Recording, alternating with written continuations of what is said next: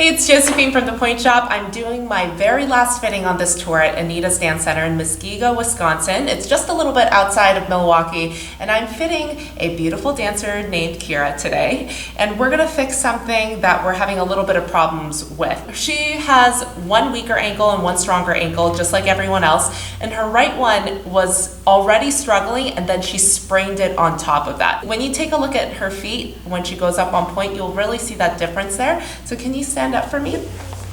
First position. So she's currently in a pretty hard shoe right now. Bring your left foot up on pointe and press up on both feet.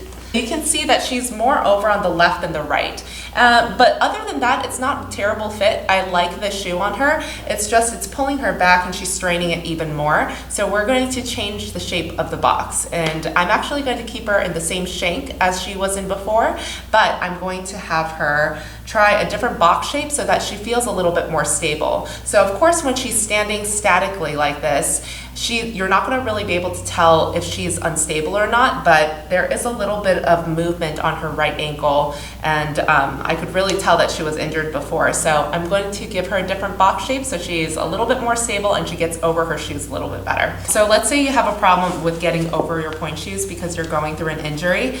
The answer is not always a different shank. So I'm actually going to keep her in the same shank strength, but I'm just changing the shape of the box because that's what Kira needs.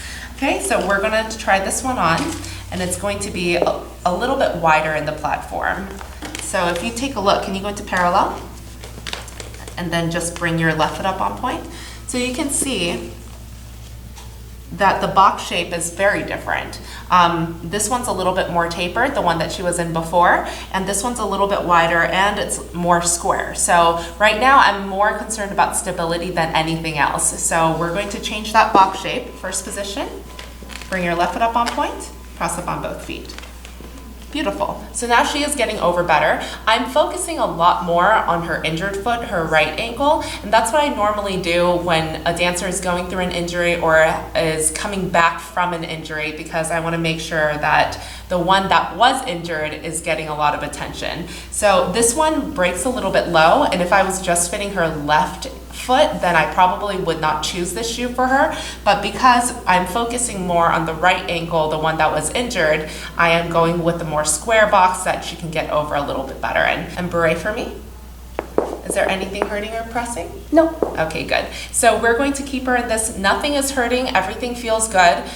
So that's number one thing. Number two thing is that she's getting over, and then number three is that she feels stable. And that micro movement that I saw in the more tapered shoe, it's gone now. So she's not moving around as much anymore. So that's definitely better. Come down for me. Okay, and then parallel and step up onto pointe. So she's probably not going to stay in this shoe forever, because after a while her right shoe is going to start looking like her left shoe. So once she completely recovers from her injury, the shoe is going to start breaking a little bit low for her as well. So that at that point I'm going to change her back to a different shoe and a different shank. So right now I think this is a great shoe. This is probably going to be her shoe for about a year or so, and then we'll probably move to a different shoe altogether. You're going to be going through a lot of different phases in your dance career. You're going to be going through injuries, through growth, through different strengthening and weakening processes, and all of those different phases require a different pointe shoe. So you definitely want to keep getting fitted for pointe shoes over and over again. It's not just about your shape and your size, as you always hear me say. So even if you found a shoe that fits you perfectly, you definitely want to keep getting fitted again and again, because a different shoe will help you with certain things that you're going through in your dance career.